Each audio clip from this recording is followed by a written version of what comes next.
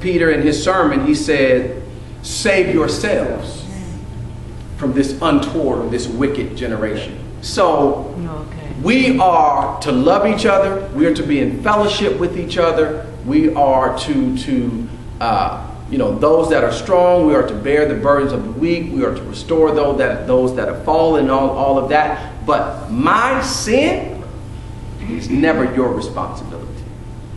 You can help me with my sin problem, but that's another thing that I want us to work toward. If not in the body universally, at least in this congregation, owning our stuff. Let me own what's going on with me, because when I don't want to own it, then I want to kind of say, I want to tell the next person, well, this is why. And I didn't like how you spoke to me either. Well, his stuff is mostly demonic attacks, and so I was talking to my girlfriend the other day, and I told her, I wasn't raised to view an action as sin or not being sin. I wasn't raised with that concept of that word, the deed or the deed or was identified, but it was not, in terms of the Bible, but was not identified as you sinned, young lady. And so now as I'm older, I'm in my 50s, now I'm hearing this word about sin, and yet I see the activity that a lot of our youths are involved in. I see what they're doing. Some of the stuff has affected even my home, but I see it as demonic. I don't see it simply as sin. I mean, sin is demonic. Yeah, I know, but I see it as these things are demonic, and these are the strongholds that I'm in this Bible trying to find the answers. I don't look at it like just sin, because that's just, to me, that's just too. It's too narrow. Too small. Okay. All right. So write these two passages down. We're going to go where you want me to be. James 2:17 through 20. Mm-hmm. Philippians 2:12 through 13, which gets at work out your own salvation with fear and trembling. Now, to answer this question, since it's 8:30, 1 Corinthians 9:25 through 27. Now let me ask you a question. Now, the question is, that's on the table, is how do you break a stronghold once you identify the root? Okay? Now,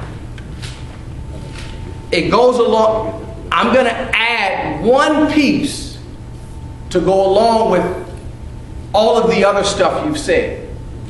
But if you don't do this one piece, you won't be successful breaking a stronghold. You might be successful in breaking a stronghold compartmentally.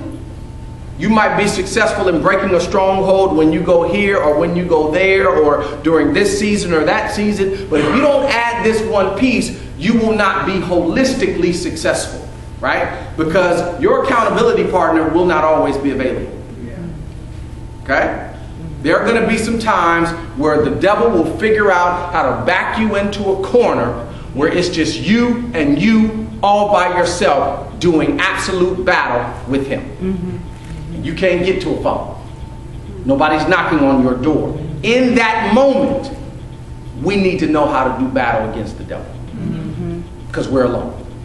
Okay? So the accountability partners, all of that stuff is good, understanding what it is, defining it, but there are some additional pieces here. Now, so if you have a problem talking to yourself, you will not break strongholds. If you have a problem speaking to yourself, right? You already touched it. You said your grandmother taught you that whatever it was that showed up, you're walking through the house telling the devil, get out of here. And praying the Lord's Prayer. Yeah. If you have issues with that, talking to yourself and telling yourself what is and what is not going to happen, if you are too cute for that interpersonal dialogue with yourself, you won't break a thing. Because there will be times where you will have to tell yourself, ain't happening here today. I don't know where that thought came from. That ain't me. Yeah. Yep. If you ain't with that program, and that has to happen every time that demon gets in your head. It might be 5 times within 1 minute. Get out of here. 30 seconds later, that same thought is back. Man, I said, get out of here. If you ain't game for that, he will have his way. You can say, oh, I'm too cute. And I'm not saying you have to be verbal. This is in your mind. You are telling yourself that because we are part spirit, we are part flesh, and it's the flesh that is antithetical or contrary to your spirit when he is operating under his own recognizance. If you won't rebuke your flesh, you won't break a stronghold. Because the more you rebuke your flesh in particular areas consistently, the more you kill it. But if you won't talk to it, you can't kill it. Every time that sin surfaces up in your life, whether it's just the thought or you go ahead and engage it, you better immediately start telling yourself who you are, and that's not you.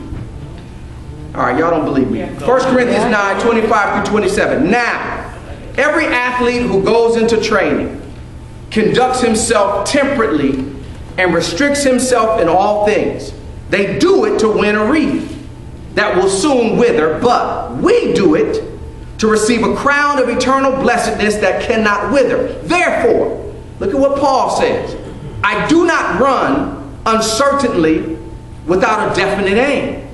I do not box like one beating the air and striking without an adversary, but like a boxer, I buffet my body. Now when that sin thought comes in, if you are not willing to buffet your body, how do you buffet your body? He's not telling you to slap yourself. He's not telling you to punch yourself in the stomach. But he's telling you to check yourself on those thoughts. This is not happening here. That's buffeting. He says, I buffet my body daily. I tell myself every time that thing surfaces, it's not happening. That's spiritual warfare. Now, if you're not willing to talk to yourself, I didn't say answer yourself. What you say? Well, I didn't say all that. But you better be able to say to your flesh, no, not happening today. The only way when I first was converted, and I've shared this story several times, when I was converted to Christ, profanity was my regular language. Whatever, y'all looking strange. But that was a routine. I was fluent in profanity. Okay. So, and language is just that. It's fluid. So you speak languages or you speak words sometimes before you even, right? That's why it is so easy to misspell a word. Like I said that email, my wife is always correcting me in terms of because your eyes or your mind can see it correctly, even when you've written it out incorrectly.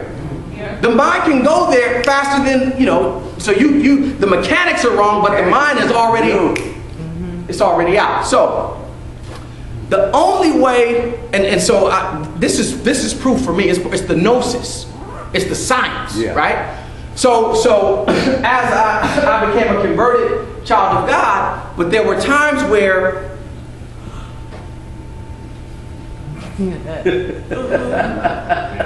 that word, but as it would pop out, it would be an outer body experience that was, who is that? I don't do that anymore. But that had to be the conversation every time. Not, well, you know what, this time I'm going to just go ahead and let it fly. Every time I had to check myself, and over time, it died. So now profanity has nothing to do with my language. Profanity is not something where I got, almost, it's not there. Why? Keep buffeting yourself, telling you, it doesn't matter what it is. Whatever the sin is, whatever the psychological message is that's telling us by way of stronghold, go ahead and do it. That has to be counteracted. That's the how. Now, if I don't want to engage in that, what else do you have? You can pray all day long. You can read your Bible all day long. But when it shows up, your Bible will not speak for you. Your Bible will not say no to you. It's already told you no. It already said don't engage that. Now, it's you standing alone. You better have some word in you.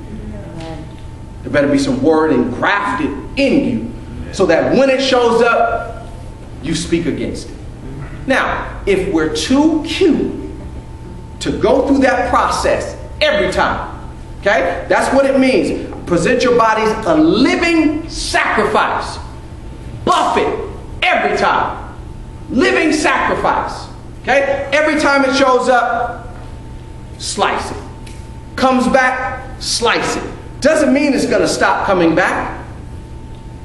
But you will get to a point to where it no longer has the same impact on you because you're operating in the Spirit and not the flesh. I hope I made sense for you on that. Absolutely. Also, verse 26, therefore, I do not run uncertainly without definite aim. I do not box like one beating the air and striking without an adversary, but like a boxer, I buffet my body. What does he mean? He says, handle it roughly, discipline it by hardships, and subdue it, for fear that after proclaiming to others the gospel and the things pertaining to it, I myself should become unfit, not stand the test, be unapproved and rejected as a counterfeit. Okay? That's what it's about.